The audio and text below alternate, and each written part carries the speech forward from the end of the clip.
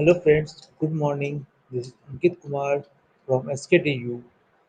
जैसा कि आपने देखा होगा कि SKDU से एक मुहिम चलाई गई है बच्चों के JET प्रिपरेशन के लिए ताकि उनकी तैयारी अच्छे से अच्छे हो सके। तो जैसा कि हम लोग बात कर रहे थे टॉपिक हॉर्टिकल्चर पे अपना चल रहा है। मैं आपका हॉर्टिकल्चर टॉपिक देख रहा हूँ। तो हॉर्टिकल्चर टॉपिक में अपने मैक्सिमम सिलेबस जो है 50% से अबव खत्म हो चुके हैं। तो उसी सिलेबस में से आज हम टॉपिक की बात करने वाले हैं जिसका नाम है आंवला एंड बेल। आंवला और बेल के बारे में बात करने से पहले जानेंगे कि आंवला जो है एक ही बहुत ही अपना इम्पोर्टेंट रोल निभाता है अपना हमारे लाइफ में, चाहे वो इस कोरोना काल में इम्यूनिटी के सिस्टम बढ़ाने के लिए हो या किसी चीज़ के लिए। आंवला जो फल होते हैं उसके बहुत सारे प्रोडक्ट भी बनते हैं जिन्हें आप डेली यूज में लेते भी हैं। तो आइए उस पर चर्चा करेंगे हम। आज का हमारा टॉपिक रहेगा आंवला।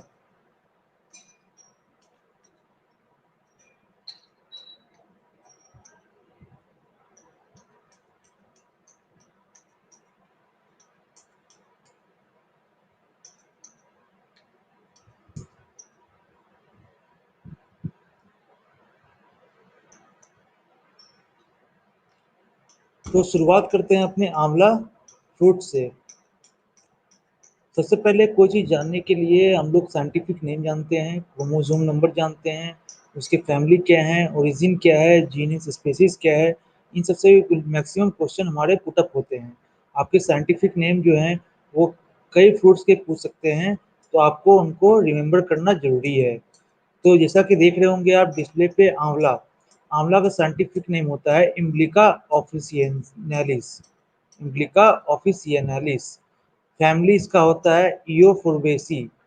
ईओफोर्बेसी इसका फैमिली है और इसका ओरिजिन है हमारा ट्रॉपिकल साउथ ईस्टर्न एशिया। ये मीन्स ट्रॉपिकल रीजन में होता है और ये साउथ ईस्टर्न एशिया में इसका ओरिजिन है। क्रोमोसोम नंबर कितना होता है? क्रोमोसोम नंबर जो है वो आंवला का 2n इक्वल टू 28। ये क्रोमोसोम नंबर भी आपको एग्जाम में कई बार पूछे जाते हैं। तो 2n इक्वल टू 28 एंड इसका एडिबल पार्ट, खाने वाला जो पार्ट होता है उसको क्या बोलते हैं? उसको हम लोग बोलते हैं मीसोकार्प एंड इंडोकार्प। जैसा कि आप डिस्प्ले पे देख भी रहे होंगे, जो एडिबल पार्ट है हमारा वो है मीसोकार्प एंड इंडोकार्प। अब बात करते हैं इसकी इम्पोर्टेंस की कि ये हमारे जीवन से लेके कहाँ-कहाँ इसका इम्पोर्टेंस होता है, क्या-क्या इसके प्रोडक्ट बनते हैं, इनके बारे में चर्चा करेंगे। तो rich source of vitamin C. जैसा कि आप लोग सब जानते भी होंगे कि विटामिन सी का बहुत ही अच्छा सोर्स है हमारा ये आंवला। तो rich source of vitamin C is amla. It is used for making murabba and chutney. ये मुरब्बा और चटनी बनाने के भी काम आता है। The other products are sauce, candy, dried chips, tablet, jelly, jam, pickle, powder etc। और भी इनके प्रोडक्ट बनते हैं। सॉस हैं, कैंडी, फिर इसके चिप्स बनते हैं, सूखे टैबलेट है, जेली, जैम, अचार, पाउडर, सब कुछ बनते हैं इसका। और ये हमारे दैनिक जीवन में एक अहम रोल अदा करता है। The fruit is used in preparation of hair oil. Hair oil भी इससे बनते हैं। It can be used in Ayurvedic for preparation of triphala and chyawanprash. Triphala और च्यवनप्राश में भी इसका उपयोग लिया जाता है। It help in healthy blood circulation. आपके ब्लड प्यूरिफाइंग में भी ये काम करता है। इसका ब्लड प्यूरिफाइंग में एक अहम भूमिका है, वो भी ये इसका इम्पोर्टेंस है। अब आइए आंवला प्रोडक्ट के बारे में बात करते हैं। कौन कौन से हैं आप डिस्प्ले पे देख भी रहे होंगे। आंवला सुपारी, और जो फ्रीज किया जाता है हमारा आंवला का प्रोडक्ट, उससे भी हम लोग डेली उपयोग में लेते हैं। अब देख रहे होंगे आप डिस्प्ले पे अपना आंवला कैंडी। ये भी एक प्रोडक्ट है जो आंवला से बनाया जाता है। इसको ड्राई करके बनाते हैं। आंवला मुरब्बा, यहाँ पे हेयर ऑयल का भी यूज होता है आंवला का। आंवला जूस, आंवला विनेगर। अब इसके वैरायटीज की बात करते हैं। कोई भी चीज़ जो है, जो भी फल हम पढ़ रहे हैं, हर एक की वैरायटी आप याद कर लें। कुछ ना कुछ क्वेश्चन आपके पुटअप होते हैं वैरायटी से भी। और हमारा जो मैक्सिमम वैरायटी है आंवला का, वो मैक्सिमम उत्तर प्रदेश यूपी से ही डेवलप हुआ है। आप यहाँ डिस्प्ले पे देख भी रहे होंगे, वैरायटीज फ्रॉम प्रतापगढ़। प्रतापगढ़ एक जगह पड़ता है यूपी में जहाँ से ये वैरायटीज निकली है। मेनली बनारसी, चकिया, फ्रांसिस, ये 3 वैरायटी जो है वो पूछे जाती ही हैं एग्जाम में कि इनमें से कौन सा ये वैरायटी का नाम दिया जाएगा और ये किस फल का है। तो अगर आपको पता होगा ये हमारा आंवला का है तो ही आप आंसर दे पाएंगे आंवला। ये देखिए बनारसी कुछ इस तरह का दिखेगा, फिर आपको चकिया हो गया, फ्रांसिस हो गया। अब आइए वैरायटीज, कुछ वैरायटीज के नाम दिए गए हैं, कब इनकी पैदावार हो, कब इनके प्लांटेशन होता है उनके बारे में भी दिया हुआ है। अर्ली वैरायटीज कौन कौन से हैं और कब होते हैं। Mid October to mid November के बीच में अर्ली वैरायटीज को लगाया जाता है। और इसमें होते क्या क्या है, बनारसी NA5 जिसको हम लोग कृष्णा बोलते हैं, NA9, NA10 जिसको आगरा गोल्ड भी बोलते हैं। मिड सीजन जो है वो है नवंबर टू मिड दिसंबर। इसमें है फ्रांसिस जिसको हाथी झूल, NA4 कंचन, NA6 अमृत, NA7 नीलम। ये सारे मिड सीजन के हैं। अब लेट मैच्योरिंग है, वो हमारा एक वैरायटी चकिया जो कि मिड दिसंबर टू मिड जनवरी में होता है। तो ये आपके हो गए कुछ वैरायटीज। यहाँ पर आप देख रहे होंगे NA5, NA9, NA10, NA4, 6, 7, ये सब वैरायटी जो है नरेंद्र देव एग्रीकल्चर यूनिवर्सिटी एंड टेक्नोलॉजी, यहाँ से ये इसका विस्तार हुआ है, यहीं पे ये डेवलप किया गया है। आगे आप दिखाते हैं, ये देखिए varieties from state agriculture university. जो स्टेट एग्रीकल्चर यूनिवर्सिटी है वहाँ से वैरायटीज निकलती हैं, वहाँ के साइंटिस्ट जो हैं वो डेवलप करवाते हैं, प्रोफेसर डेवलप करवाते हैं। Varieties release from Narendra Dev university of agriculture and technology. ये आपको फैजाबाद के पास जो अब अयोध्या बन गया है वहाँ पे है, कुमारगंज। अब आइए देखिए नरेंद्र आंवला 4, इसी को हम लोग NA नाम देते हैं, NA4, NA5, NA6, NA7 and NA10। ये आपके आंवला के वैरायटी हैं। कृष्णा NA4, ये कुछ इस तरह पे दिखेगा। NA5 कंचन, NA6 इसका नाम अमृत है, NA9, ये देखिए इस तरह से कुछ आंवला आपके दिखेंगे वैरायटीज के। आनंद 2, बनारसी, चकिया, फ्रांसिस, कंचन, कृष्णा, NA7, NA10। अब आइए बात करते हैं सॉइल की। It is Hardy fruit plant which can be grown in variable soil condition. जो इसके अनुकूल सॉइल होते हैं कंडीशन, ये वही उगते हैं। और फॉर हाईएस्ट प्रोडक्टिविटी आंवला रिक्वायर्स डीप सॉइल।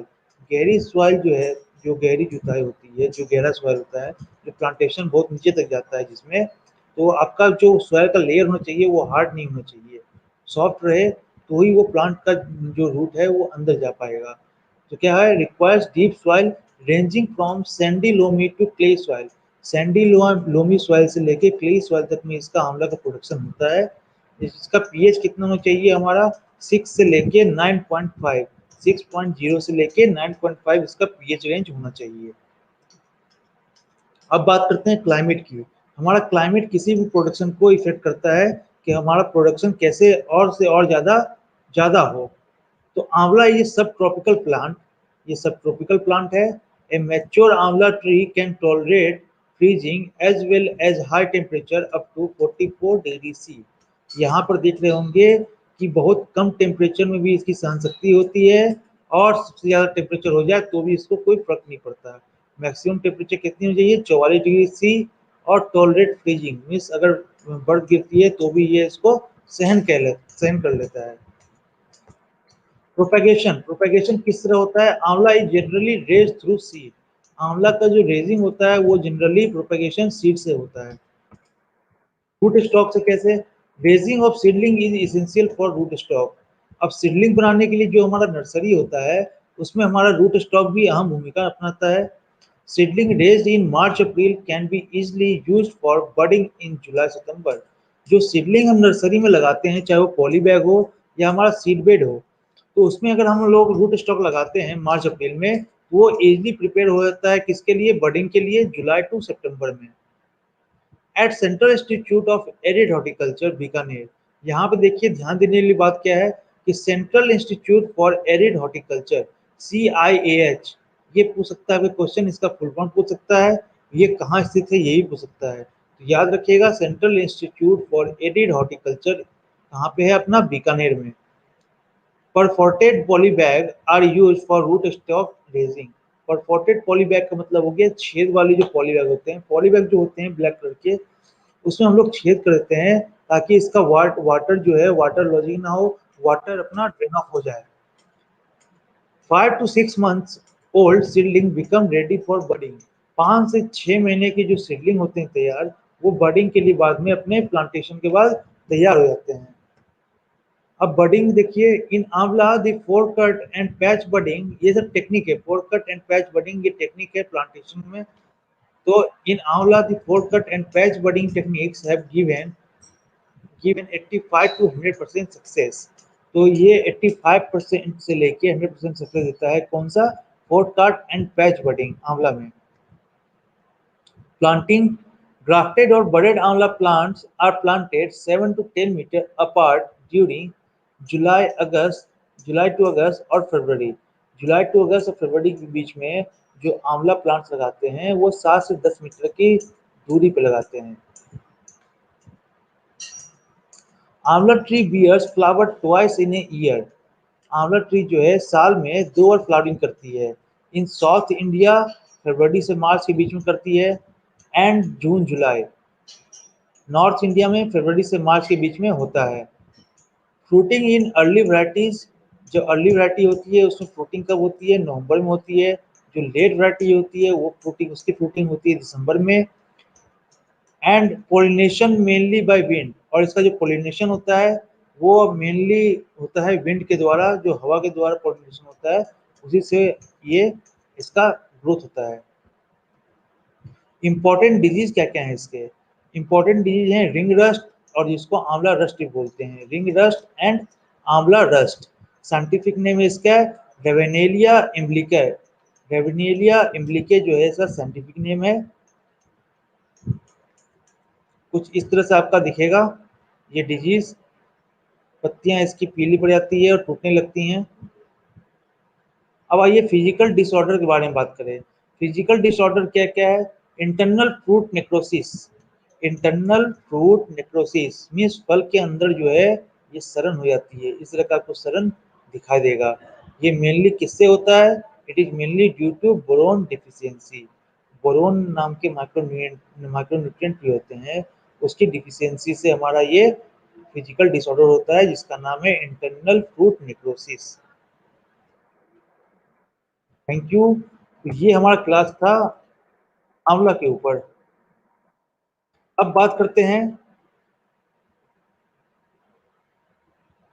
अब बात करते हैं आंवला जो हो गया अपना टॉपिक, और अब बात करते हैं बेल के ऊपर। बेल में क्या क्या इसके प्रोडक्ट होते हैं और किस तरह ये हमारे दैनिक जीवन में लाभदायक होता है, कहाँ से हमारे क्वेश्चन पुटअप होते हैं बेल से, क्योंकि ये सारे आपके सिलेबस दिए हुए हैं जेट में कि क्या क्या आपको कहाँ तक पढ़ना है। आउट ऑफ सिलेबस ऐसा कुछ रहता नहीं है, मगर फिर भी मैं जो out of syllabus question maximum पूछे जाते हैं वो भी मैं आपको बताऊंगा अपने लास्ट क्लास में, पीपीटी के थ्रू पीडीएफ भी दूंगा, आपको लिंक शेयर कर दूंगा ताकि आप इसमें जानकारी ले सकें। दिलजीत सिंह ने अपना डाला है फिजिकल एजुकेशन पॉइंट। ठीक है दिलजीत जी, आपके कमेंट भी रिप्लाई होगा। तो आगे बात करता हूं मैं अपने नेक्स्ट टॉपिक बेल पे।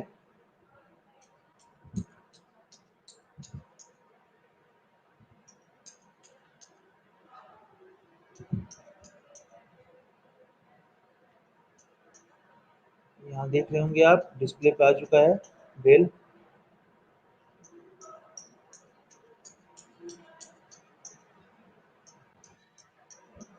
जी, प्रोडक्शन टेक्नोलॉजी ऑफ बेल।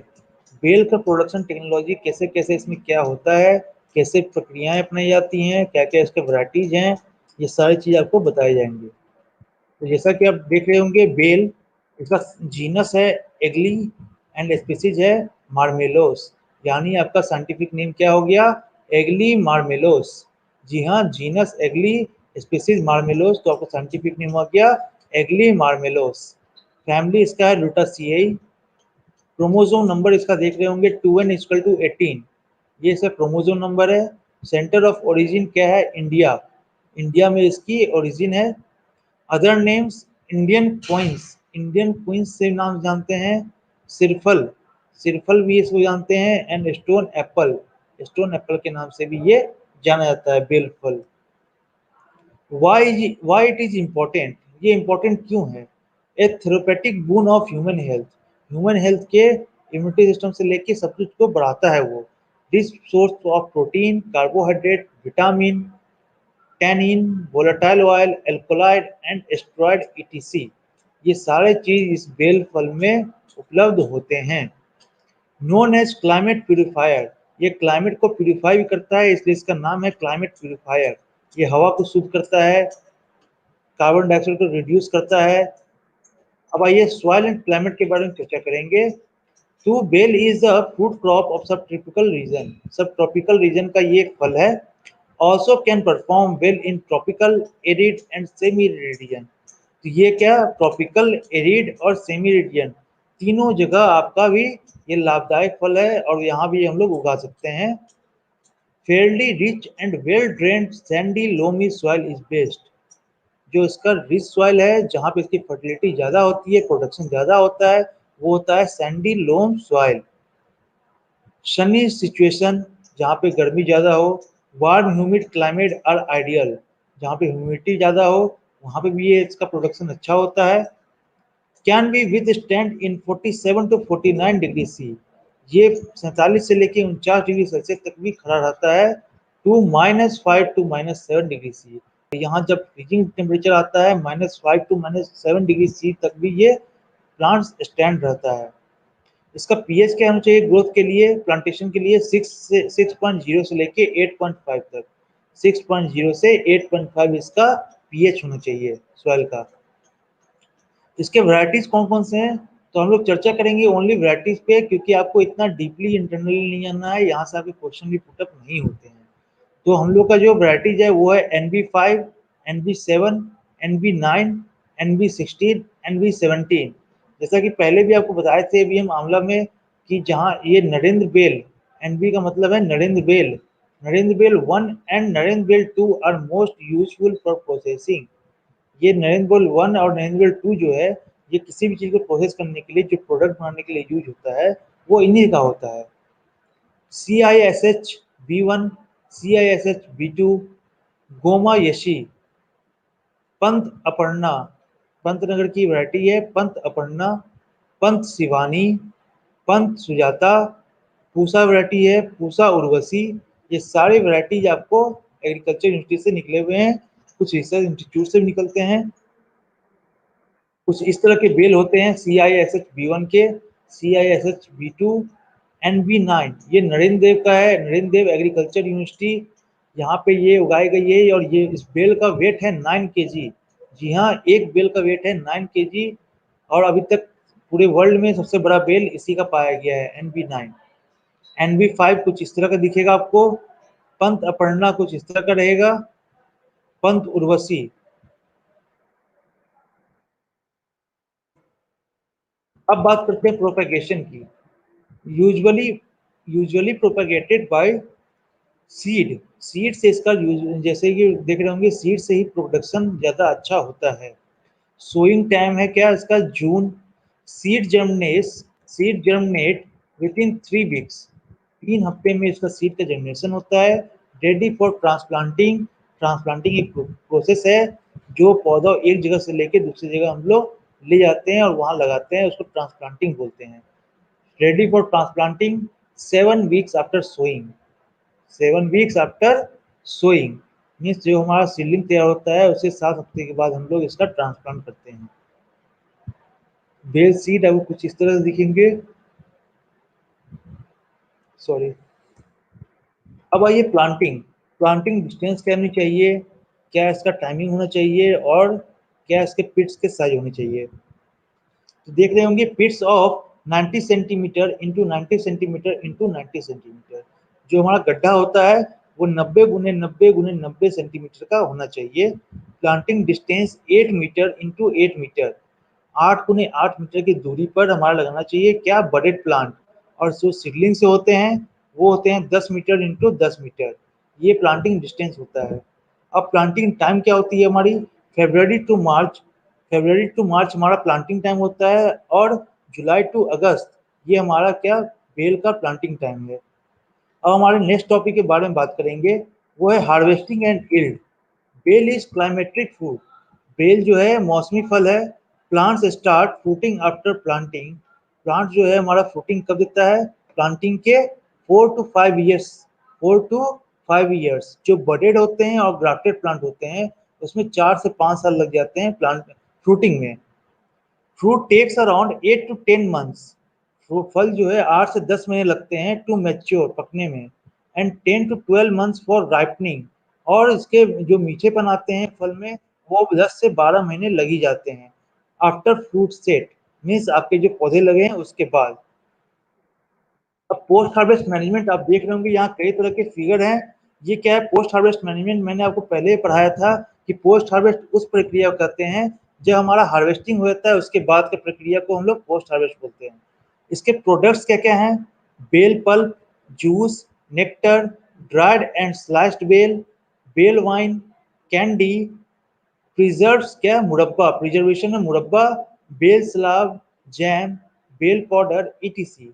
यहाँ पे देख रहे होंगे आप, जूस का भी फिगर दिया हुआ है आपका, नेक्टर, ड्राइड बेल, सूखा बेल, इस तरह से सन ड्राइड जेली, उसके बाद मुरब्बा अपना, पाउडर हो गए इसके बेल के, एंड बर्फी। ये सारे इनके क्या पोस्ट हार्वेस्ट मैनेजमेंट में आते हैं जो इनके प्रोडक्ट बनते हैं। अब आइए फिजिकल डिसऑर्डर की बात करें।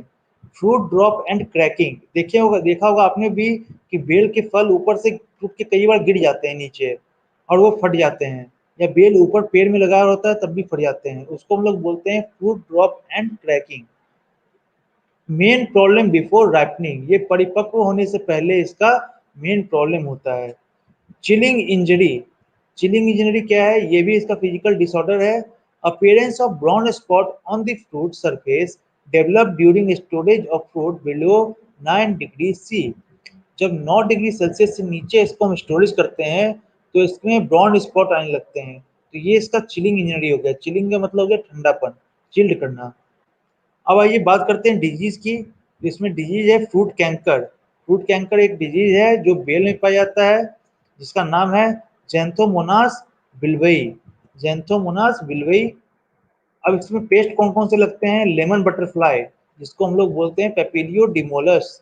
पेपिलियो डिमोलस का साइंटिफिक नेम है लेमन बटरफ्लाई का। एंड बेल फ्रूट फ्लाई, इसका नाम है साइंटिफिक नेम है बैक्ट्रोसेरा जोनेटा। बैक्ट्रोसेरा जोनेटा, बेल फ्रूट फ्लाई, और लेमन बटरफ्लाई का नाम होता है पेपिलियो डिमोलस। ये सारे आपको पेस्ट फिजिकल डिसऑर्डर याद करने पड़ेंगे किसमें कौन से लगते हैं। तो हमारा आज का क्लास जो था वो बेल के ऊपर और आपका आंवला के ऊपर था। तो आपके हर एक टॉपिक को, अब जैसा कि आज जो है अपना 24 हो गया, अब मात्र आपके पास 4 दिन प्रिपरेशन के बचे हैं, और 29 को जैसा कि एग्जाम होना निश्चित है, तो आपकी प्रिपरेशन भी मैक्सिमम 70 एबव होनी चाहिए अभी तक। और बाकी का प्रिपरेशन जो बचा हुआ है मैं आपको धीरे धीरे सारे सिलेबस कवर करवाऊंगा, सारी चीज़ तैयार करवाऊंगा। अगर मैं बार बार बोलता हूँ, अगर आपका कोई क्वेश्चन रेज होता है, कोई क्वेश्चन आपको पुटअप करना है, तो हमारे कमेंट बॉक्स में आप पुटअप कर सकते हैं, हमारे लाइव सेशन है उसमें भी कर सकते हैं, ताकि मैं आपके जवाब देने के सक्षम हो सकूँ कि आपको क्या दिक्कतें आ रही है मैं भी जानूंगा। तो आप ज़्यादा से ज़्यादा उस टॉपिक पे हमारा फोकस रहेगा कि आपको दिक्कतें कहाँ आ रही हैं। मैं आपको बार बार बोल रहा हूँ कि एमसीक्यू क्वेश्चन जो है, हमारे क्वेश्चन जो पुटअप होते हैं कहीं से भी हो सकते हैं, तो प्रिपरेशन हमारी सभी चीज़ों करनी होगी। और जो हमारा एमसीक्यू क्वेश्चन है उसका मैं आपको पीडीएफ फाइल भी दूंगा अपने लास्ट वीडियो में, जिससे आपका प्रिपरेशन होगा, और 60 to 90% क्वेश्चन आने के चांसेस होते हैं इन्हीं क्वेश्चनों में से। तो आज का हमारा टॉपिक था बेल एंड आंवला। थैंक यू, धन्यवाद। आगे हम अपने नेक्स्ट क्लास में मिलेंगे।